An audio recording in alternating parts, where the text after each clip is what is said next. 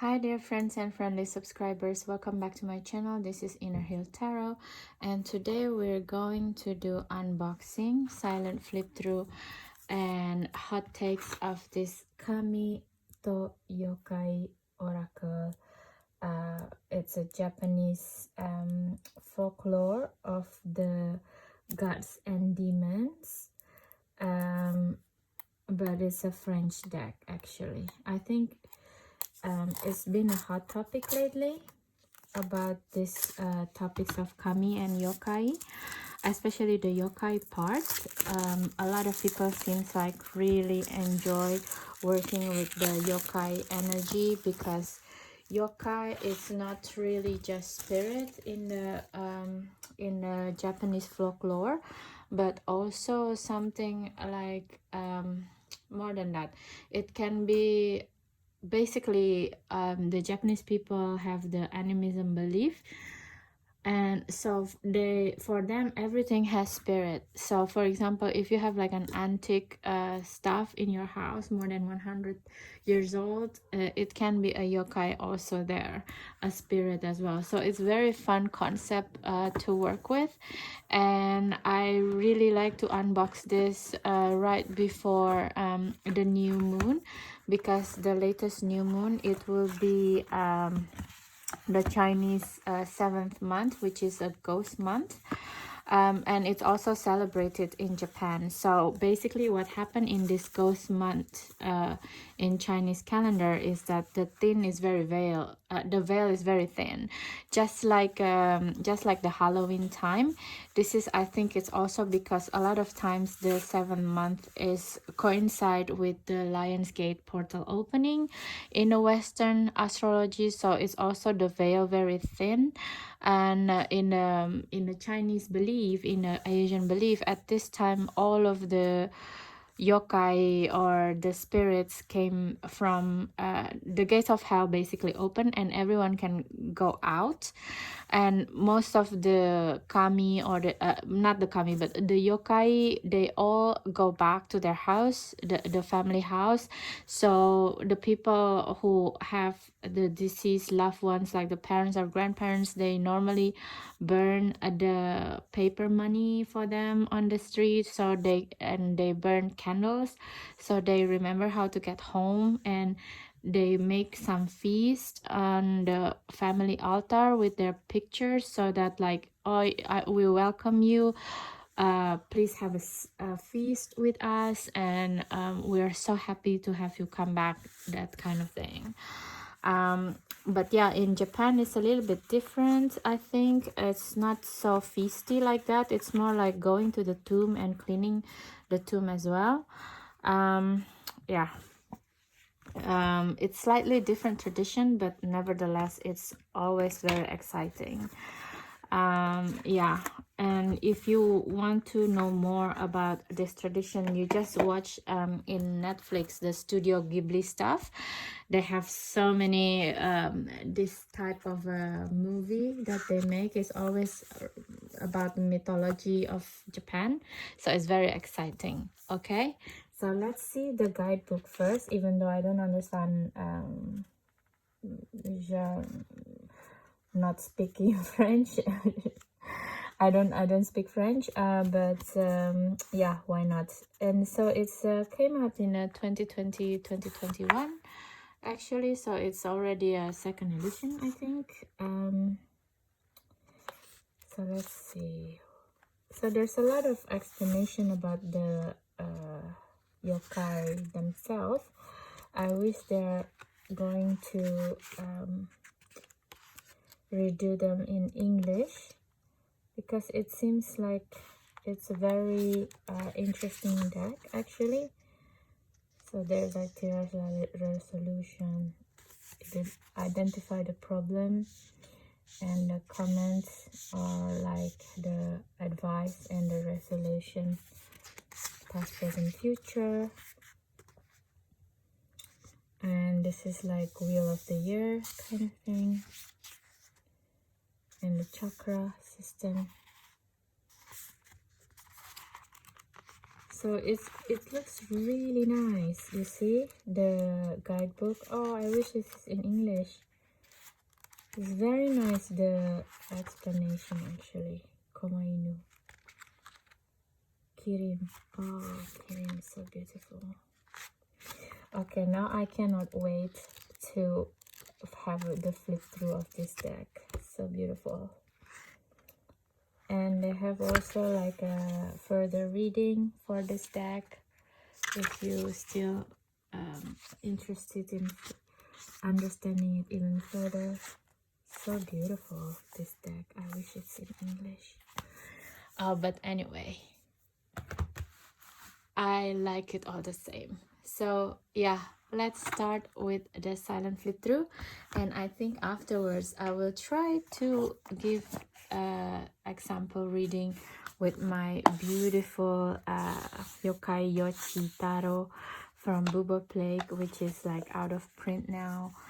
And I love this deck so much, even though the artists are not very nice to European people, I think.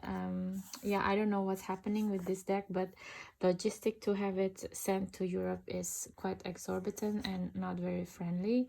So yeah, I don't know even like, should I recommend this deck or not? Because yeah, it's just like not very friendly to European users. So yeah, I don't know. Buy it with your own peril, I guess. That's the only thing I can say. And the other deck is also French deck. That's why I said that it's very interesting.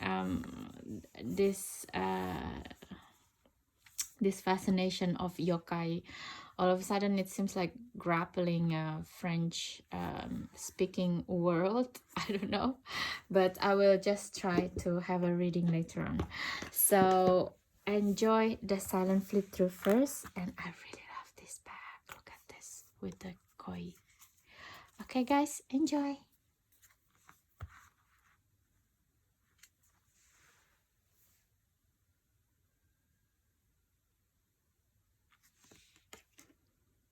By the way, before we start, I'm also having my cacao ceremony right now.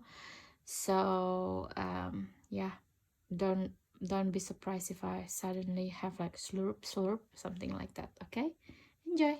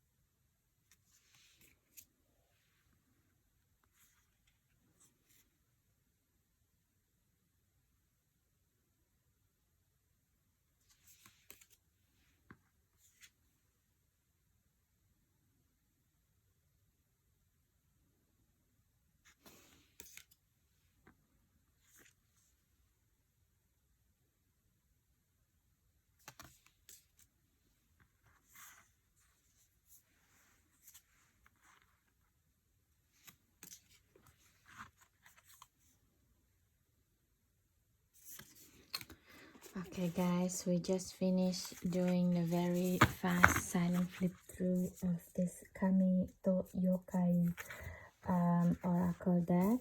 I think it's not that many it's not many cards actually. How many are this deck? It didn't say anywhere.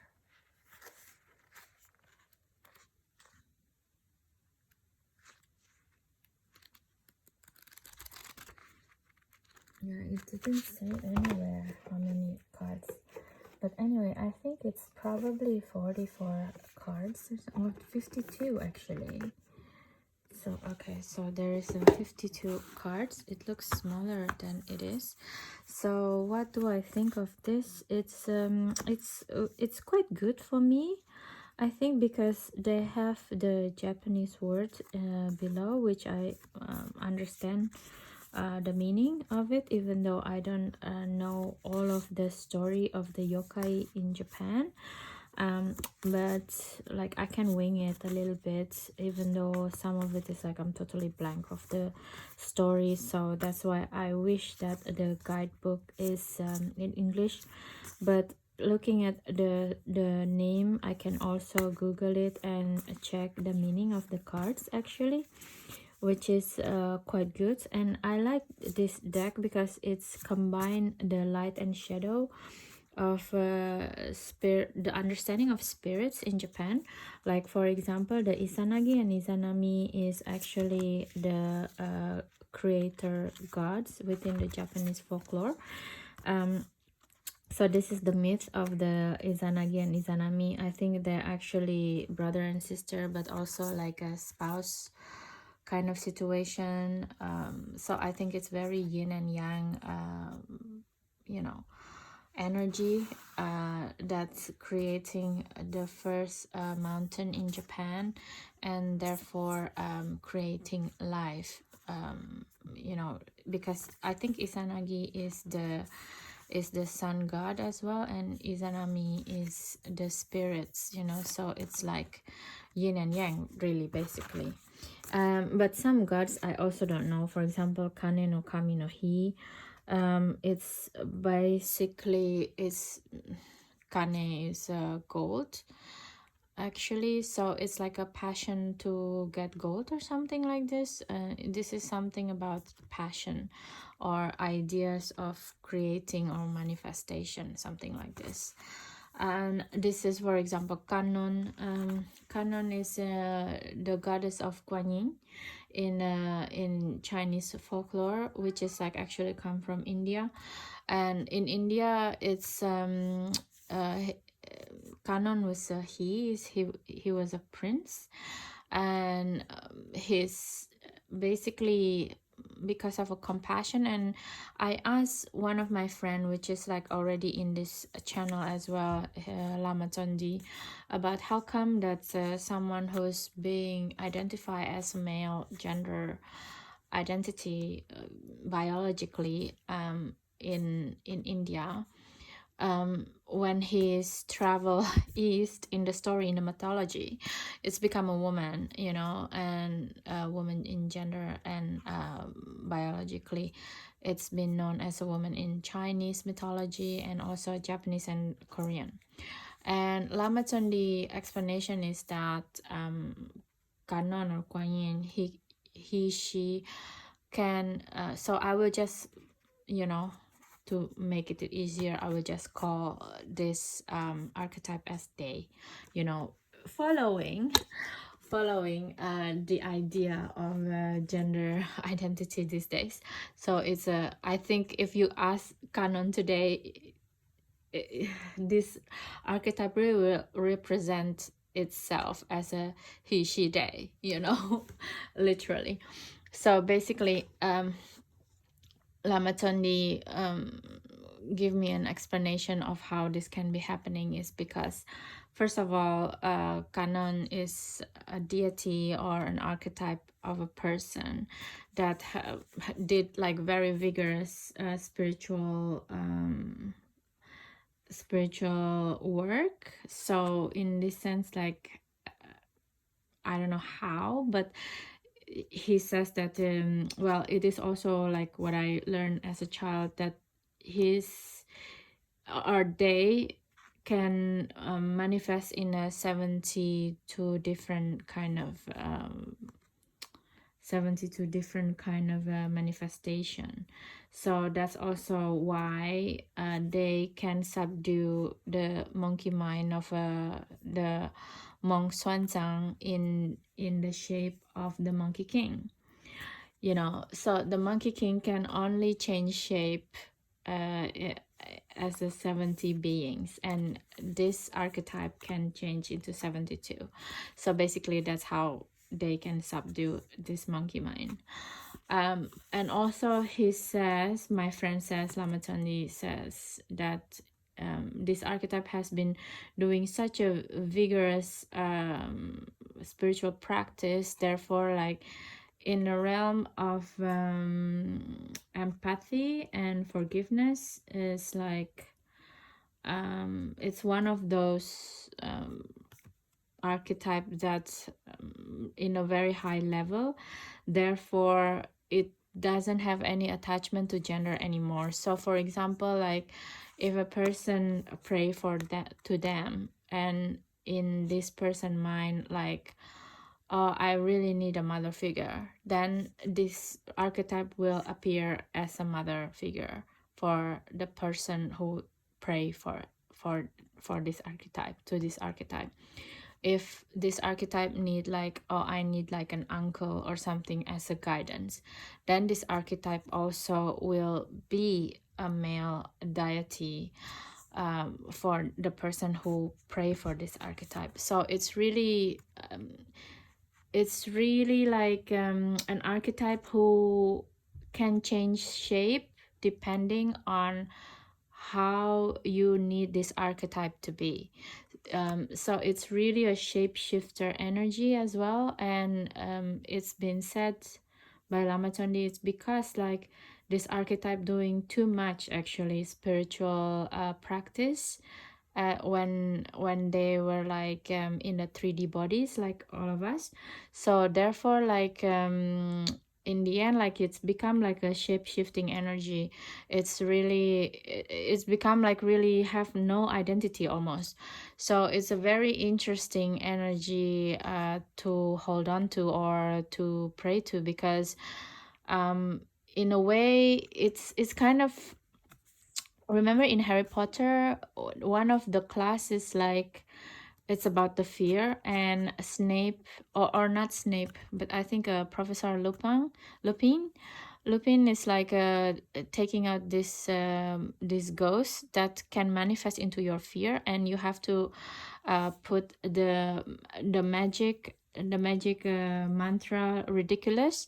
So it's change your, it's just like transform your fear into humor kind of thing. So it feels like that, you know. So this archetype, instead of the fear, it's this archetype will become anything that you want it to be whenever you need protection from this archetype. Because Kuan Yin is also Guan is canon is from Guan Yin. It's Guan. It means, hold on, it's not saying. Guan, it means is Quan Cha. It means like seeing, but not just seeing. It's seeing with the third eye, basically the empathy. And Yin is the sound. So it's the sound of empathy, you know. So this kami, this deity is really empathetical. So it's very high in the empathetical level, and they just listen to what you need, and this deity will become it as a protector, something like this. So it's a very interesting energy to work with, actually, Canon Kuan Yin. And the next one is also Kirin, because Kirin is also changed shape from the Chinese lore into the Japanese lore. In the Chinese lore, it's not so much of the horse shape. I think it's more actually dragon shape with the legs of horse. But in Japanese Kirin, in Chinese it's Qilin, and in Japanese it's become kirin. Yeah, the shape of the body is more like a horse instead of a dragon, you know. So it's a bit, yeah, it's a bit modification, you know what I mean. And a lot of this like this is rooted also in the Japanese animism belief of a kodama, for example. It means it's the spirit of the woods. If you go to Japan, you can almost see like the old trees is always have this kind of ropes around it, because they believe that old trees have like magnificent spirits around it. So you cannot like just stand around it or just sit down on it. It's not like that, because there are spirits there, so you have to pay respect to it. And if you see like rope around this, and people normally don't dare to do weird things around these trees. But also like a lot of the archetype I also don't know. For example, this Komainu or Koromodako, I think there's a lot of like particular stories with them that I need to understand. Kyubi no Kitsune is a very famous story of the nine-tailed fox. It's always in a lot of decks actually, so it is also beautiful. Nureonna, it's like in Indonesia we have a Nyi Roro Kidul. Basically it's the serpent, the sea serpent lady who's normally would steal babies basically. Yeah, it's not a really nice spirit basically, but yeah, need to be respected as well. Nure on Akuri Chochin. Ryu is basically Ryu means dragon actually in Japanese, and but in terms of yokai meaning, a lot of Ryu also this particular Ryu, it means the spirits of the turtles actually. So the turtles is kind of like an immortal being in like, of course, you know, if you go to Galapagos, the turtles there can live like hundreds of years, and they like dinosaurs actually, they're so huge. So I think that's the kind of a take that it came from. It's kind of like an immortality spirits kind of feeling. I don't know about this one, Sankai.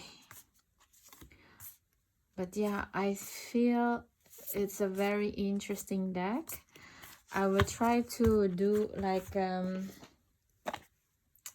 work with these 3 decks and see if I can make a meaning out of it, because I'm not actually very familiar with the yokai stories, and it's unfortunate because I really like them, and it's a very beautiful time to work with them actually, with the 7 months in the Asian calendar.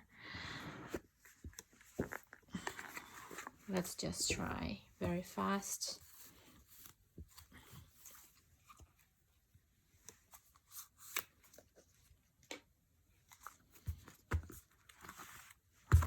Okay.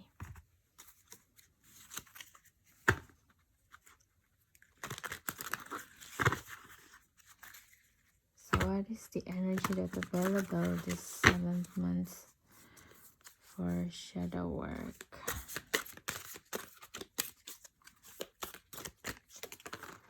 Okay.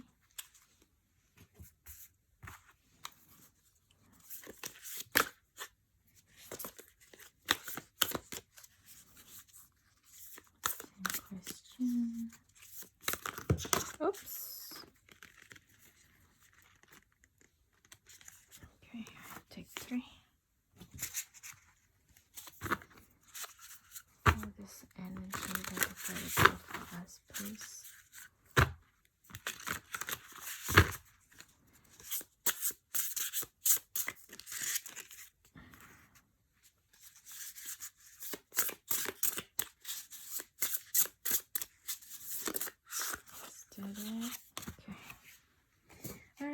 So let's see what energy is available. Oh, the lovers with the kitsune wedding. So beautiful. You guys should check really the Ghibli studio movies. I forgot the names of it, but they are really, really beautiful. Oh my god. These guys, they just want to come out, don't they? The Izanagi and Izanami. And the energy. Page of Pentacles.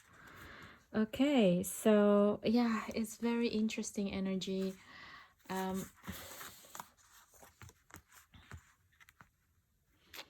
my god, this is like the idea of creation. It's just like asking, basically